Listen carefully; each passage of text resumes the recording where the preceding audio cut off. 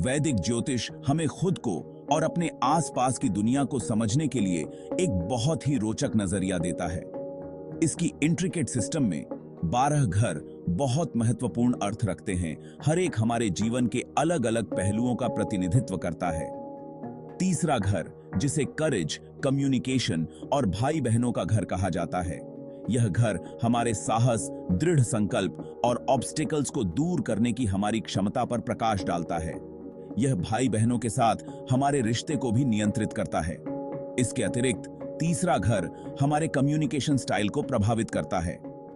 वैदिक ज्योतिष में तीसरे घर की इस एक्सप्लोरेशन में हम इसके मल्टीफेसेटेड नेचर में तल्लीन करते हैं। तीसरा घर हमारी इनर स्ट्रेंथ और विल पावर से जुड़ा है। इसकी पोजीशन से पता चलता है कि हम चैलेंजेस का सामना कैसे करते हैं। एक मजबूत तीसरा घर अक्सर करेजस और डिटरमिन्ड व्यक्ति को इंगित करता है। इन इंडिविजुअल्स में अपनी एबिलिटीज पर अटूट विश्वास होता है। वे चैलेंजेस को ग्रोथ के अवसरों के रूप में देखते हैं। तीसरा घर हमारे भाई बहनों के साथ हमारे रिलेशनशिप्स को भी नियंत्रित करता है, हमारे डायनामिक्स और बॉन्ड्स को आकार देता है। यह इन रिश्तों के नेचर में इनसाइट्स प्रदान करता है, पोटेंशियल एरियाज ऑफ हार्मनी या कॉन्फ्लिक्ट पर प्रकाश डालता है। एक हार्मोनियस तीसरा घर अक्सर भाई बहनों के साथ घनिष्ठ और सपोर्टिव रिश्ते को इंगित करता है। ये इंडिविजुअल्स अपने भाई बहनों में कंफर्ट और कामराडरी पाते हैं, लॉयल्टी और अंडरस्टैंडिंग की एक मजबूत भावना साझा करते हैं। वे एक दूसरे के एंडेवर्स का समर्थन करने और एक दूसरे की सफलताओं का जश्न मनाने के लिए प्रभावी ढंग से कोलैबोरेट कर सकते हैं। हालांकि यदि तीसरा घर अफ्लिक्टेड है, तो यह भाई बहनों के रिश्तों में राइवलरी, कंपटीशन या कम्युनिकेशन चैलेंजेस के रूप में प्रकट हो सकता है। अंडरलाइंग टेंशंस या मिसअंडरस्टैंडिंग्स हो सकती हैं, जिन पर ध्यान देने की आवश्यकता है। Section 4, communication and self expression.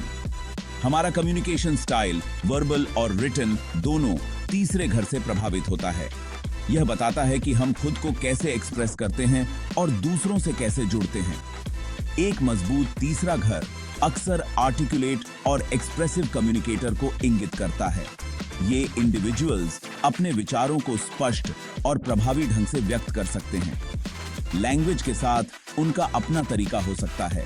Way writing, public speaking या अन्य क्रिएटिव एक्सप्रेशन में उत्कृष्ट हो सकते हैं। एक वीक तीसरा घर कम्युनिकेशन डिफिकल्टीज के रूप में प्रकट हो सकता है, जैसे कि शाइनेस, हेजिटेंसी या क्लैरिटी की कमी। Section 5, short journeys and mental strength. Communication पर अपने प्रभाव के अलावा तीसरा घर शॉर्ट जर्नीज और हमारे ओवरऑल मेंटल डिस्पोजिशन को भी नियंत्रित करता है। यह ट्रैवल के प्रति हमारे इंक्लिनेशन, नए एनवायरनमेंट्स के अनुकूल होने की हमारी क्षमता और हमारी मेंटल स्ट्रेंथ पर प्रकाश डालता है। एक वेल एस्पेक्टेड तीसरा घर एक्सप्लोरेशन के लिए प्यार और दुनिया के बारे में स्वाभाविक क्यूरियोसिटी का सुझाव देता है। इन इंडिविजुअल्स को नई जगहों की खोज करने, अलग अलग कल्चर्स का अनुभव करने और अपने होराइजन्स का विस्तार करने में खुशी मिलती है। वे अडेप्टेबल, रिसोर्सफुल और क्विक लर्नर्स हैं, आसानी से अनफेमिलियर सराउंडिंग्स के साथ एडजस्टिंग करते हैं। इसके अलावा तीसरा घर हमारी मेंटल स्ट्रेंथ और एजिलिटी से जुड़ा है। एक मजबूत तीसरा घर अक्सर एक तेज दिमाग, उत्कृष्ट याददाश्त और जानकारी को जल्दी से प्रोसेस करने की क्षमता को इंगित करता है। Section 6, the ruling planet of the third house. तीसरे घर का रूलिंग प्लैनेट इसके प्रभाव की व्याख्या करने में महत्वपूर्ण भूमिका निभाता है। प्रत्येक ग्रह अपनी अनूठी ऊर्जा और सिंबलिज्म को तीसरे घर में लाता है। व्यक्ति के जीवन में इसकी एक्सप्रेशन को आकार देता है। उदाहरण के लिए, यदि मर्क्यूरी कम्युनिकेशन और इंटेलेक्ट का ग्रह तीसरे घर पर राज करता है, तो यह कम्युनिकेशन स्किल्स को बढ़ाता है, जिससे व्यक्ति आर्टिकुलेट, विटी और क्विक विटेड बनता है। वीनस प्यार और सुंदरता का ग्रह तीसरे घर पर राज करता है।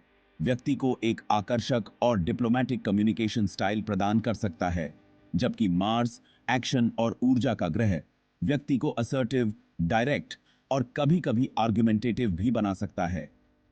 तीसरे घर के प्रभावों की कॉम्प्रिहेंसिव अंडरस्टैंडिंग प्राप्त करने के लिए रूलिंग प्लैनेट के प्रभाव को समझना महत्वपूर्ण है। ये बातें बिगड़ती है